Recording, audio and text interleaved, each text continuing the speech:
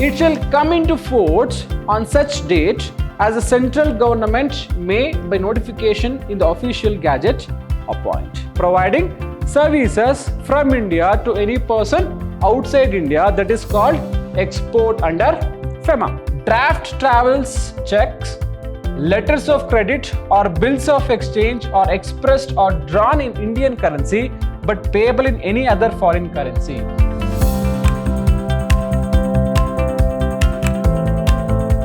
Hello everyone, I am Arun Kumar, lecturer in Department of Commerce and Management, Vidhyaashram First Grade College, the Temple of Excellence, MYSURU. Dear students, welcome to this new session number 1 on unit number 4, that is economic laws. So in this particular unit, dear students, we are going to learn about what and all the economic laws we have and why we require this economic laws and what are the advantages and what and all the policies we have under the economic laws. So firstly, if you look into the economic laws, mainly we have FEMA 1999, that is the Foreign Exchange Management Act. Foreign Exchange Management Act. So why we require this Foreign Exchange Management Act and why this FEMA came into existence in 1999. If you look into the background of this particular act, that is FEMA Act 1999, in the context of the ongoing process of economic liberalization, need for better foreign exchange management was felt. Yes, what is this liberalization? So here you heard the words liberalization. So what is this liberalization? Liberalization is nothing but giving some relaxation to the industries, giving some liberalization or giving some relaxation to the industries so that the industries will grow more and more people show interest to open the industries so that the economy of a particular country will boost. The economy of a particular country will develop. So with that intention, the foreign laws, we need the better foreign exchange management. Yes, why we require this better foreign exchange management? Because if you want any new technology, yes, obviously as Indians, sometimes we go to other country or we request other country companies to give us the advanced technology. In that kind of situation, in those cases, yes, obviously, if we have a proper and better foreign exchange management system in India, so that easily we can access to those, advancements, right? We can access to those innovations. So with that intention, we required some better foreign management. Therefore, the Foreign Exchange Regulation Act, that is FERA, Foreign Exchange Regulation Act, which was there in the year 1973, was reviewed in 1993 in the light of the development experience in relation to foreign trade and investments. Yes, with respect to this foreign trades and investments, earlier we had FERA, that is Foreign Exchange Regulatory Act in the year 1973, and it was reviewed in 1993 with respect to relation of foreign trade and investments. The government came to the conclusion that a better course would be to repeat the existing FERA and enact a new legislation. Yes, so government decided to bring up a new policy or the new act which continues with the FERA. Therefore, this new act, that is the Foreign Exchange Management Act, that is FEMA, the Foreign Exchange Management Act, this act came into existence in the year of 1999 and repeat the FERA of 1973. So what and all the rules and regulations we had in FERA Act of 1973, the same rules are repeated and with some amendments, we introduced FEMA in 1999. So the FEMA 1999 was passed by Lok Sabha on 2nd December 1999. So this FEMA Act came into existence in 1999 and it is passed in Lok Sabha on 2nd December 1999 and received the assent of the President of India on 9th December 1999. So this is the background of FEMA. So why this FEMA came into existence, and earlier to FEMA we had FERA Act 1973 and that FERA Act was reviewed in the year of 1993 and the government and the officials, they decided to continue with the new advanced law which continues or which repeats the FERA Act of 1973 with the intention of boosting the economy of the country, that is the economy of our India. The extent, application and commencement. Yes, so up to what extent it is applicable and where it is applicable, and the commencement of act, that is the FEMA Act 1999. So the Foreign Exchange Management Act extends to all India. Yes, this FEMA Act is applicable to all India. So all the business entities, all the people who do imports and exports, all the people who do business with foreign countries, for everyone who are there in India, for each and every person, this Foreign Exchange Management Act, that is FEMA, is applicable to the whole India. Next, it shall also apply to all branches. Yes, it is also applied to all branches, offices and agencies outside India. Yes, even though the branches or offices are outside India and owned or controlled by a person resident in India, and also to any contraventions thereunder committed outside India by any person to whom this act applies, thus the act has extraterritorial jurisdiction. Yes, for example, the person who is doing business is in India, okay, or is outside India and is doing the business in India, or the person who is doing the business outside India is in India, is a resident of India, then wherever the person have the branches, that particular person have the branches, for him also this FEMA Act is applicable. So that is why very specifically the law says that it is applied to all branches, offices and agencies outside India. Even though the branches, offices are outside India, if the person who is owning that branch, if that person is in India and if he is a resident of India, then this FEMA Act is applicable to that person also. And moving further, it shall come into force on such date as the central government may by notification in the official gazette appoint. Yes, this came into existence in the year of 1999. So the president signed on 9th December 1999. From that date, this FEMA Act came into existence and it is applicable to the whole India, and it is applicable to all the branches, offices outside India if the person who is owning those branches is in India or that person is a resident of India. And it may be noted that this act came into effect from 1st June 2000. Objectives of FEMA, the main objectives of this act as follows. So the President of India signed on 9th December 1999 and this act came into force from 1st June in the year of 2000. And the main objectives of this particular act is to consolidate and amend the law relating to foreign exchange. Yes, we will be having different laws with respect to foreign exchange.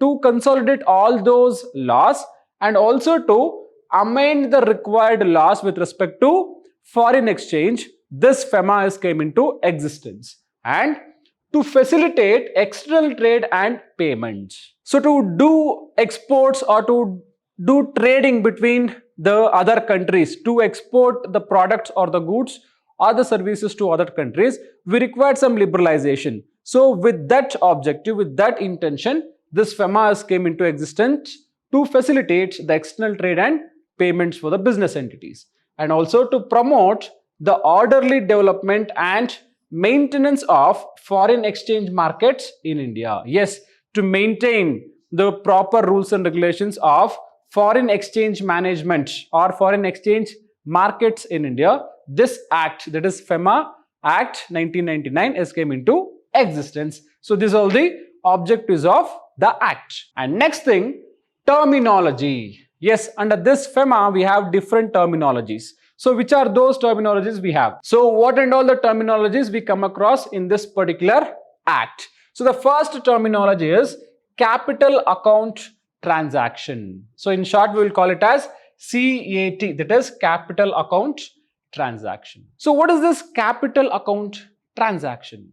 So capital account transaction means a transaction which alters the assets or liabilities outside India of person resident in India, or assets or liabilities in India of persons resident outside India, and it includes transactions referred in section 6 subsection 3. So capital account transaction is nothing but adjusting the assets and liabilities of a person.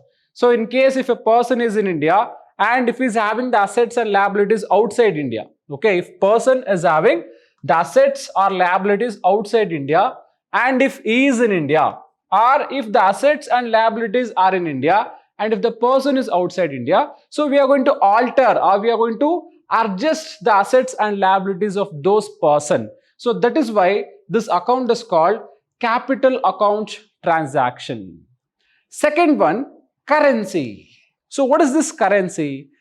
Currency is nothing but, currency includes all currency notes, postal orders, money orders, checks, drafts, travelers checks, letters of credit, bills of exchange, and promissory notes, credit cards, or such other similar instruments as may be notified by the Reserve Bank of India.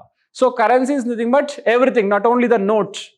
Okay, not only the notes are called currency, but also the money orders, postal orders, checks, drafts, travelers checks, letter of credits, these all are called as currency if with respect to FEMA Act. So currency is nothing but, under FEMA Act, currency is nothing but any currency notes or postal orders, checks, traveler notes, or bills of exchange or promissory notes, credit cards, whatever, all those things are called currency.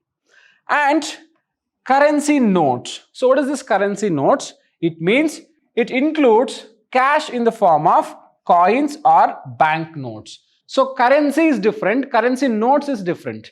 Currency, whatever, currency notes or coins or bills of exchange, checks, traveler checks, whatever, all those things are called currency. But if it comes to currency notes, the coins or the bank notes are called currency notes. The coins or bank notes which are given by the RBI, which are printed by the RBI, that is the Reserve Bank of India, those notes, bank notes and coins are called currency notes. Next one, current account transaction. So what is this current account transaction again? So current account transaction means a transaction other than a capital account transaction. In capital account transaction, we will be altering the assets and liabilities of any person who is outside India, or assets and liabilities outside India of a person who is in India. Okay, we are altering the assets and liabilities. But here in current account transaction, it means a transaction other than the capital account transaction, and it includes the following transactions. So what and all this current account transaction includes? It includes the payments due in connection with foreign trade. Payments due in connection with foreign trade, other current business, services, or short-term banking and credit facilities in the ordinary course of business. Yes, current account transaction is nothing but payment due in connection with foreign trade. So if any payment is due with respect to foreign trade, that comes under the current account transaction, and any payment due as interest on loan and as net income from investment. So any payment is due as interest on loan. If any payment is due as interest, okay, that will also comes under the current account transaction. And the remittance for living expenses of parents, spouse, and children residing abroad. Yes, in case if you are Indian and if you are remitting some amount to a foreign country where your parents and your spouse and children are living, for their livelihood, if you are remitting some amount, that also comes under current account transaction. And expenses in connection with foreign travel, education, and medical care of parents, spouse, and children. If you are incurring any expenses with respect to foreign travel of your foreign travel, education, or medical care for the parents, spouse and children, that will also comes under current account transaction. So in current account transaction, we are going to see the payment due for foreign trade and any due as interest on loans and remittance of any amount for the living of your parents, spouse and children who are in foreign country, and any expenses with respect to foreign travel, medical and education with respect to your parents, children and spouse. This all transactions comes under current account transaction under FEMA. And what is export? Yes, export means selling any goods from India to outside India. Yes, selling any goods from India to outside India. So here you can see to any foreign country and to any foreign country. That means from India, for example, from India, what we are doing? We are transporting the goods to USA. Okay, from India, we are transporting the goods or we are selling the goods to India. Okay, we are transporting the goods from India to USA. So this transaction is called exports. From India, we are exporting goods to USA, from India to another country, that is called exports. That is why we will say any goods, selling of any goods from India to outside India, and providing services from India to any person outside India. Okay, providing services from India to any person outside India, that is called export under FEMA. Okay, next, what is import? So import is nothing but bringing any goods or services into India from outside India. Okay, bringing any goods or services into India from outside India. For example, you are going to purchase some goods from USA to India. Okay, to India. Okay, export is nothing but from India to other country. Okay, import is nothing but from other country to India, purchasing for ourselves. If you are exporting, that means if you are selling, that is called export. If you are purchasing from other country, it is called import. So import is nothing but bringing any goods or services into India from outside India is called import. Next, foreign currency. So foreign currency is nothing but it means any currency other than Indian currency. Okay, any currency, dollars, pounds, euro, whatever other than Indian currency. If you are receiving any currency other than Indian currency, other than Indian rupees, that will be called as foreign currency. Whatever the currency you receive, whether you receive dollars, whether you receive euros or whether you receive pounds, it's up to you. If you are receiving any other country currency, that country currency will be called as foreign currency under FEMA. Next one, foreign exchange. So what is foreign exchange? Foreign exchange, it means foreign currency and includes the following. So foreign exchange is nothing but exchanging of foreign currency, and also it includes deposits, credit and balance payable in any foreign currency. Yes, deposits, credit and balance payable in any foreign currency, that is also called as foreign currency. If you are supposed to receive any foreign currency, yet to you receive, if it is still outstanding payment, then that will be also called as foreign currency or foreign exchange.